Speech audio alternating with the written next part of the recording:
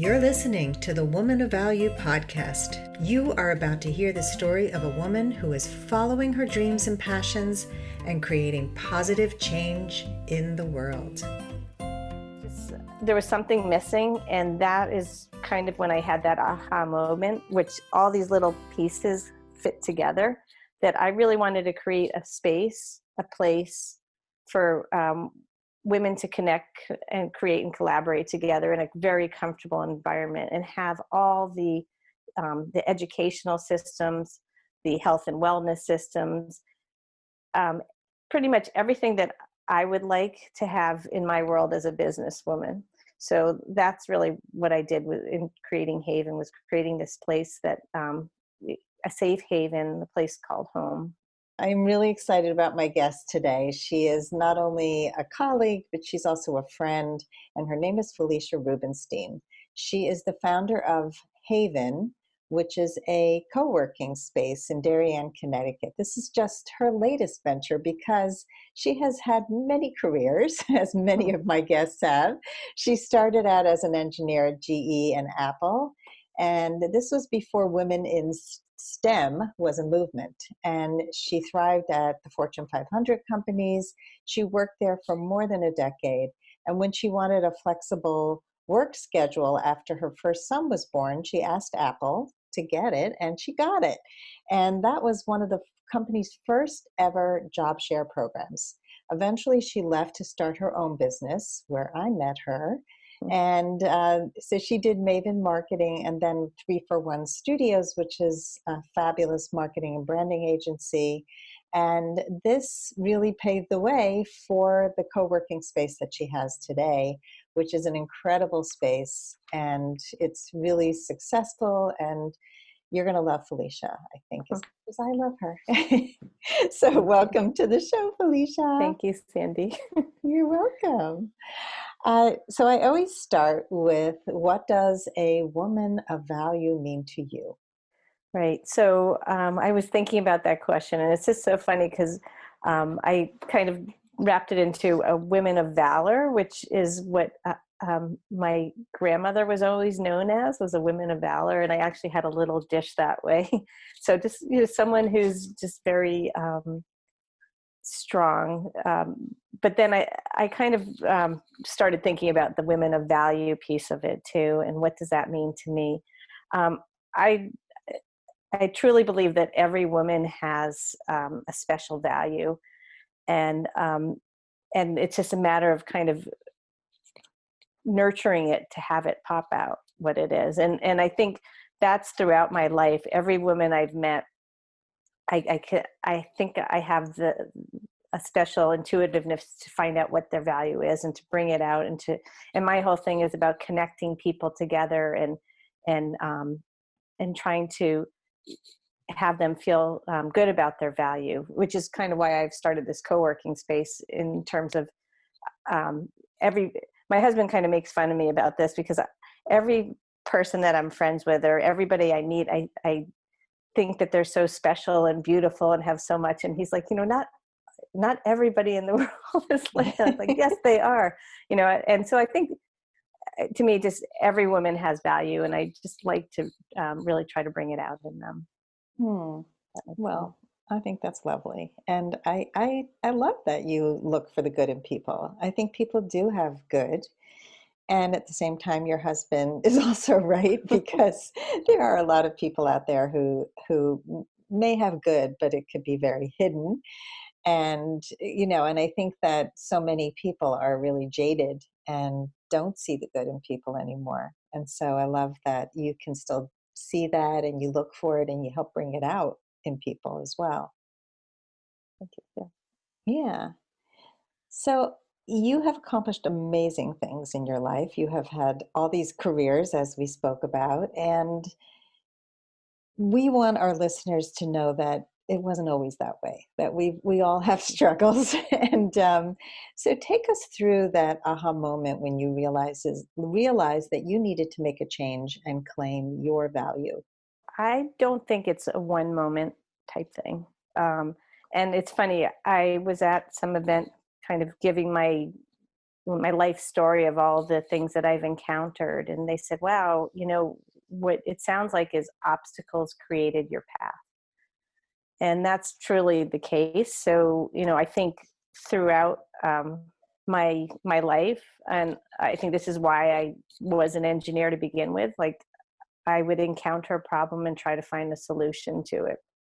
So if you really, it's funny now at my age, kind of looking back and like, oh yeah, this is really the most perfect place I could be right now, is because of all the past and and what I encountered. It created this perfect space that I have created. I guess even starting when I was young, to go back there, I always wanted to be an inventor, but something like that didn't exist, or I didn't. If I had known the word entrepreneur at 6 years old, that's what I would have said I wanted to be when I grew up.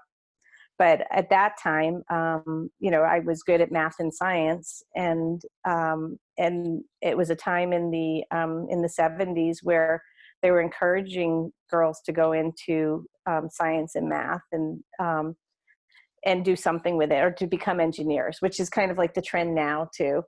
So it made I went into that area, but I really did not love engineering. I found it very boring, and I really I loved the connection piece, and I didn't want to just sit and write on paper. So every job that I ever had, I always would try to create a business out of it. Like I was doing training at a computer aided design company, and on the side I was making little t-shirts and baby t-shirts and selling them to the employees. This is when I was at GE. I think I kind of got my hand slapped a little bit for doing that, but I love doing that more than actually sitting and doing the numbers.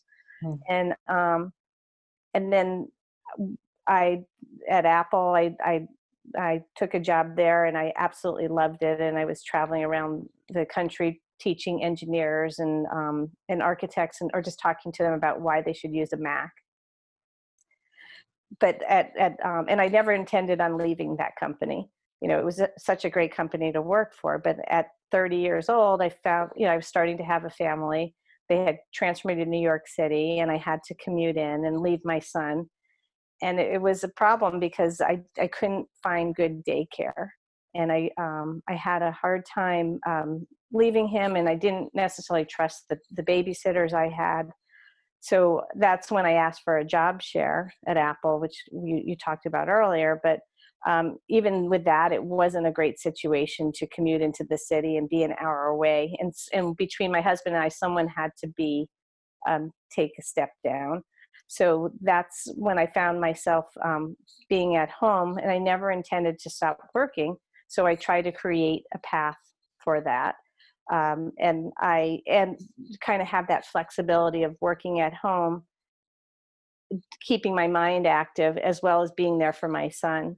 It was actually an interesting time because it was really pre-cell phones, pre-everything. So I created a virtual space, and I was able to do work at home and create PowerPoint slides and do things for people. I wasn't a graphic designer at that time, but I went back to school at night, and then so my husband and I would trade off.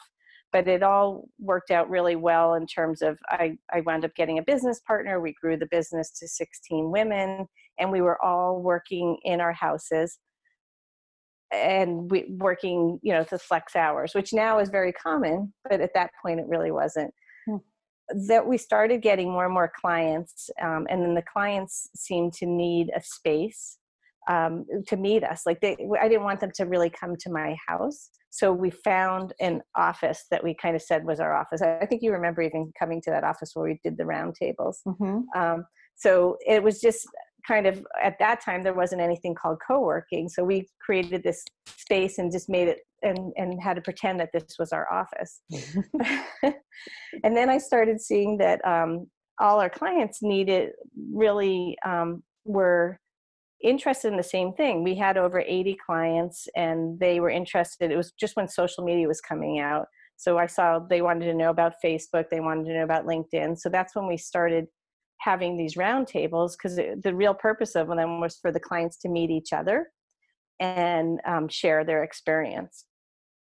And that kind of grew. And what I saw was happening was it wasn't just our clients who were coming, the word started spreading, and all these other people were coming to these roundtables that weren't our clients, but they were never going to pay for our marketing services.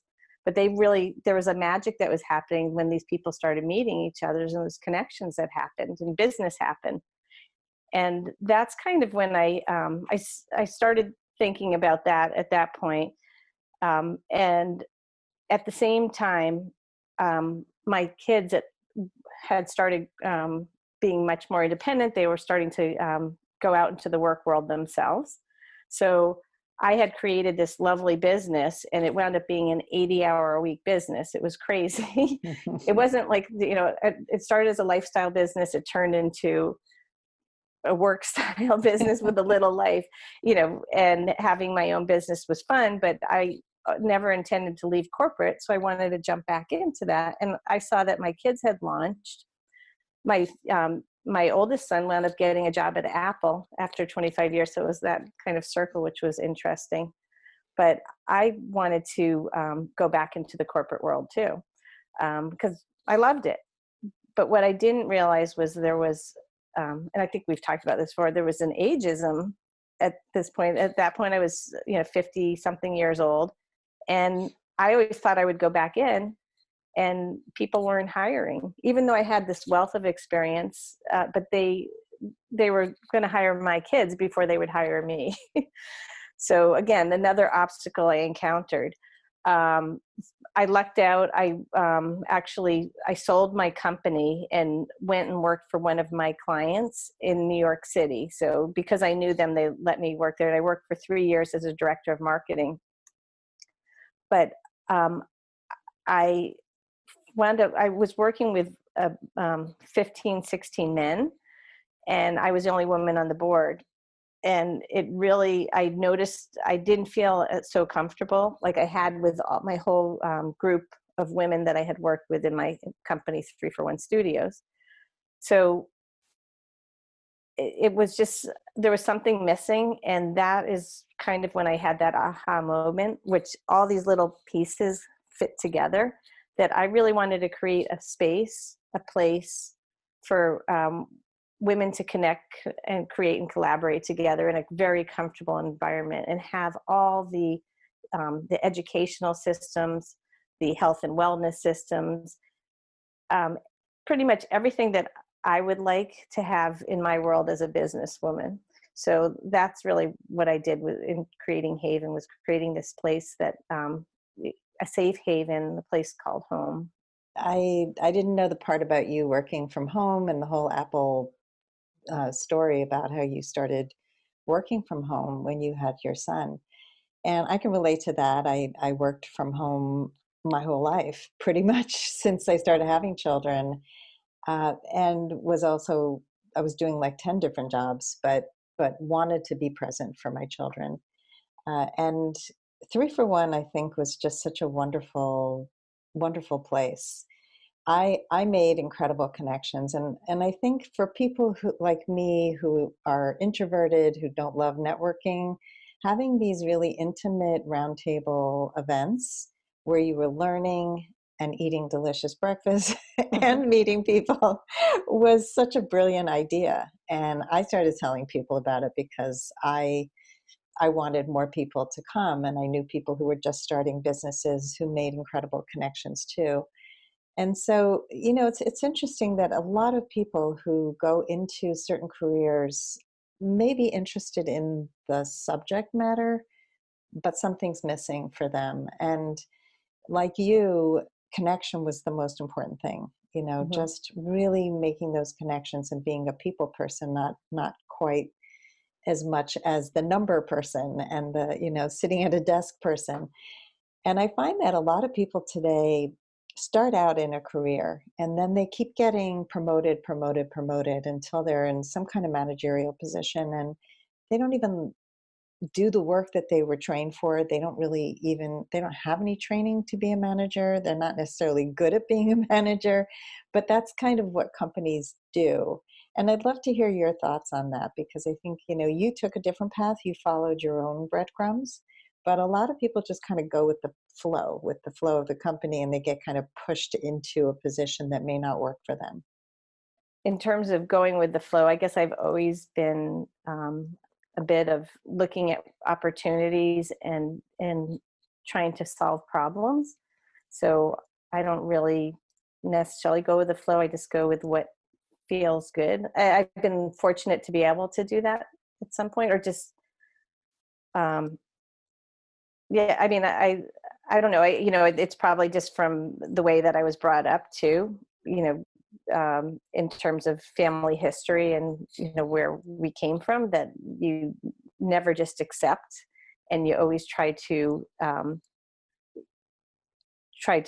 solve problems and figure out things, because it's never going to be status quo. I mean, even like, when I first graduated from college, I had to create a different path because it was a recession and there was really no opportunities. So I didn't have a job when I graduated college. Even as an engineer, I thought it was going to be super simple, and it wasn't. So I just got on a plane and moved out to California and found, I figured, oh, I'm an engineer, I can figure out something. And I was washing windows at a solar company.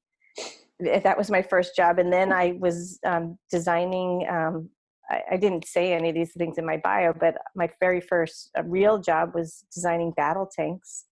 I was designing the 40 millimeter gun for the Bradley fighting vehicle, and Wow. hated it. But there was a little computer sitting in the back of the office, and no one else was touching it. It was a computer aided a CAD CAM system. So I just took advantage at the company and took all the classes I could and learned how to do that. And that kind of created the career. So, I guess I've always tried to figure out like what makes it interesting, because life's too short. Yeah, I so agree with you. I mean, I live life the same way, and I think that the difference between you and a lot of other people is that they feel those little intuitive hits, and they feel like, oh, this isn't really working, but they don't do anything about it. And you're uncomfortable, it sounds like, in that discomfort. Like you're not going to stay in a place that doesn't really suit your needs and your talents. And so you keep going, and and there are emotional risks. I mean, taking the plane to California, that's a risk, Yeah. but you just went there. So Yeah. Well, I love adventure. yeah, I think that's great. You and I have that in I common. also like calm. I'm a Libra, so it's like this balance I Yeah. do like, but I do, you know, I'm always up for travel. Yeah, and that's how you expand and grow, and it's what makes you interesting. Yeah. And I think it's what makes people believe in you. You had a lot of people who backed you in this newest venture. And so tell us how that all came about. Like, what are some of the steps that you took to get HAYVN to where it is today? Yeah, we're still taking steps.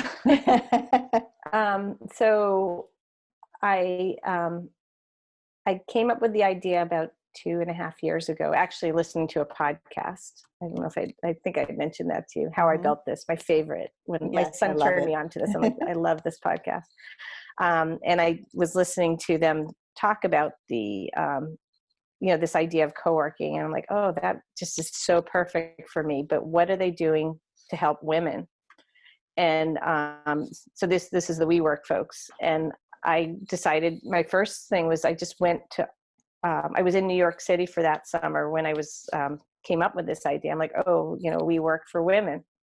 And I went around and visited like 7 or 8 WeWorks.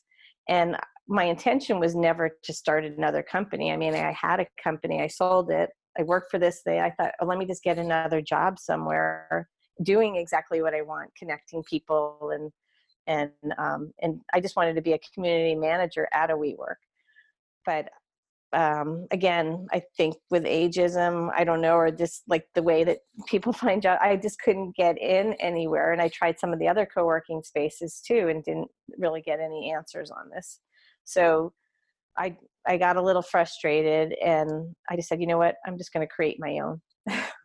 So I'm like, what does that take to create your own? And I think having a business before, I know a lot about like the business side, creating the systems. And I do love to create systems, like to-do lists and things like that. Although I do feel a bit discombobulated these days, but I was pretty strategic about it then. So I went out and I just wanted to figure out if anything like this existed for women. And at that point, I hadn't heard of any. There was like one in New York City, but it was pretty small. I mean, now it's grown a lot too. But so I decided to just Google and figure out what was involved in creating this, and I found a good group of peers around the country that have created co-working spaces too. And I'm in this network with people and sharing ideas, and I just visited a lot of places, took a lot of notes. It's been amazing, the people that have helped me through the process. And I had to put together a business plan, put together a pitch deck, just so I could present. I worked with SCORE, Women Business Development Center, the SBDC, anybody that would help me. My husband's been great too. And one thing that I was not strong with is in Excel and putting together a business plan, a pro forma, but I have that all put together too. And then I went out and looked at buildings, and I went to, tons of places and just kind of stood there. Does this feel right? Does this feel right? We did a survey to say, like, what's the most important thing that a woman needs for a co-working space in Fairfield County, where we live. And actually one of the top things is parking. I was like, do I need it? Should I have it near a train station? But really, like, parking is super important. And then, I was going to have a daycare center because I was thinking about things that I would have wanted to get rid of any obstacles for a woman to work. But that really wasn't a priority. That wasn't a top one. I still do want to have a daycare at some point, but decided that would not be the first thing I needed to do. So anyway, it took me a long time to find the right space, how to get a lease. The lease took a very long time. There was a lot of back and forth. I walked away from the building that I'm in right now because we had some conflict of interest. But luckily, I came back to it, and I have to say it's really a magical place. Mm. And so once I got the space, signed the lease, it gave me enough time that I had all my plans done, furniture picked out. And so it was just like, boom, ready to build, and signed the lease in January last year. We opened in the end of May, and it's been a roller coaster ever since. Yeah. It's growing and doing well. So It's so interesting how you entered into something that you knew very little about, and you had some education from previous experience, but not starting a co-working space. And you reached out for support. And I think that I want to highlight that because I think that a lot of people have ideas and they get overwhelmed by the thought of creating. And they think of all the steps because, it just becomes like this big ball of, ah, and, and then they quit. And I always think about, like, when we have children, if we knew what the next 20 years are going to be like, we would not have children. But we don't plan 20 years in advance. We plan a day at a time. We know that, there's going to be some really amazing moments, and there's going to be some challenging moments, but then we reach out for support. And I think that it's just so important, the networking groups, the groups that you went to, all of the support that you had, because we can't do it all. Even though we think we can and we're really capable, we can't do it all. no, I mean, I have a fabulous group of friends. Actually, like, a lot of them came from the 3-for-1 days, and I asked them to be my advisory board, and they believe in me and have been helping me out and are so good about giving advice. And I keep thinking, like, what can I do for you in return? That's been super helpful. I had my friend who's an architect. She helped me pick out all the furniture, which was a big deal.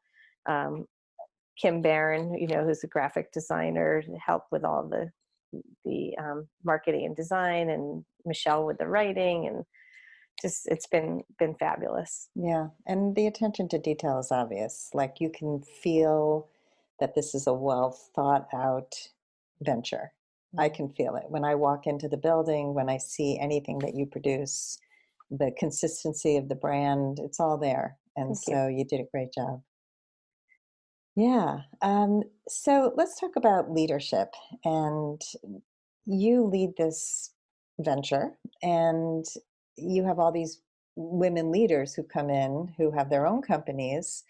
So tell us about your leadership style and how you lead this company. Um, so it just in when I've read a lot of books about leadership, what I always take home is the people who are the top leaders are not necessarily the ones that are the best communicators, which that's not me. The smartest, the loudest. I think a lot of times it seems like they're more of the quieter ones, and so I take that to heart. So I hope and I try to have my leadership as someone that is reliable, thoughtful. I listen to what people tell me and respect that, and try to, if they send me something, I will make sure I read it and let them know and thank them about that. Because there's nothing worse than someone that doesn't listen to you when you ask for advice.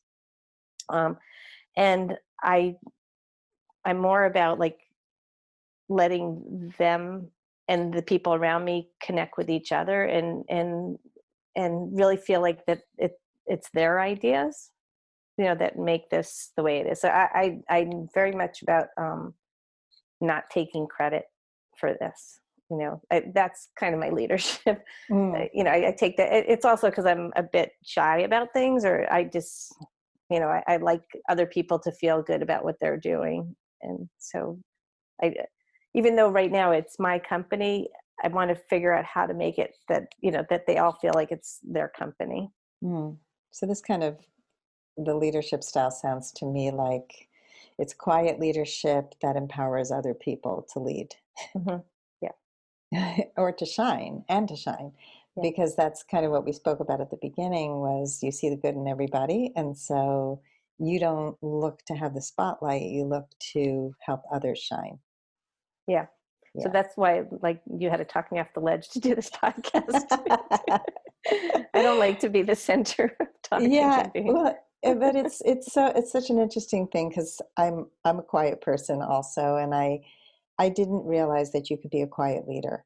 And because all the leaders I knew growing up were always people with the biggest mouth and the Yeah. loudest voice, and it was never who I was. And I think that when you find your authentic style, then the people who really want to be around you will be around you. And also that you can lead very powerfully with a quiet voice. And especially if you're empowering other people, just the idea, I saw you in Toastmasters, and, I've been going there for many years, and you sat next to me one meeting, and Toastmasters helped me to find my speaking style, because again, it's not about the spotlight. It's really about, I have a message and I want to spread a message, and I can't do it if I hide. And so I hid for so much of my life, and that doesn't serve anybody. Right. So that's how I see this. It's not about we have to shine a light and just, boast and brag and tell everybody how amazing we are. It's really to inspire and to help others to hopefully get something like out of this podcast and learn that they too can be a leader if they're quiet, and they too can take their ideas and bring them to fruition. And so you never know what you say that will inspire some idea in somebody else so they can take it off and take off with it. It's funny. Right before I came here, I was thinking, Malou, who's one of my community managers, was saying to me, she goes, "You never seem to get like stressed out." And I'm like, "Really?" I mean, like inside, I feel. I'm like, "Well, I'm glad I'm not showing that." She says, "You always seem so calm in handling everything," but I mean, I actually don't. I don't lose my temper, or my husband would say differently, but but I don't with the employees or anybody, around me. It's kind of more like if there's something, I will point it out, and then just like, how can we solve this? Hmm. Yeah, and that's, to me, that's powerful leadership, to be able to process and not be reactive, to deal with your stress so that you don't take it out on everybody else. That's maturity, and Mhm. that's really strong, powerful leadership. So, what are you creating in the world right now? I know Haven is going strong. Is there anything that you have that you're creating now? I mean, HAYVN is kind of my baby, so that's all I'm creating. But we're doing some really cool things there, which I'm excited about. And it's just, wasn't an intention, but it's just happening. One is this whole. Um, we started something called HAYVN Hatch. I don't know if you've been to that I haven't yet. been, but I've read about it. Yeah, so that's really been fun. It's a pitch night like Shark Tank, but we call it the Dolphin Tank. So it's really a kind way to help female founders and encourage them to, with their businesses. And that, I intended to do like one or two of these, but now we've done four of them, and we have two more planned. So it's like every 3 months. And from that has stemmed this whole way of like, how do these founders get financing? So last week we just had a founders meet funders night. We had like over 100 people. We had a panel of 5 VC angel investors speak to the founders of companies in a and it was an all women panel talking to the audience about what does it take to get funding, like what do angel investors look for. And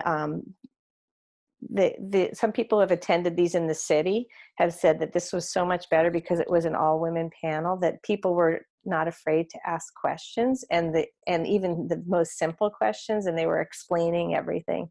And I feel like this whole this world of trying to get financing, which I just had experience to, I had to get I got an SBA loan to open my space, and it's very intimidating, and especially for women to talk about finances. And I feel like there's an opportunity here. So that's one thing that I'm really excited about, is like I think we're going to really be able to help women in this area. And it's a real trend now. I don't know if it's from the Me Too movement or what, but there's everything about helping women get financing. Because I think they said like only 4% of the of women businesses get financing. Wow. So, I hope to be a part of that to help people. Yeah, that's exciting. I think that women in general have learned over time to speak up more, Yeah. to ask for what they want, whether it's money or a raise, relationship, issues.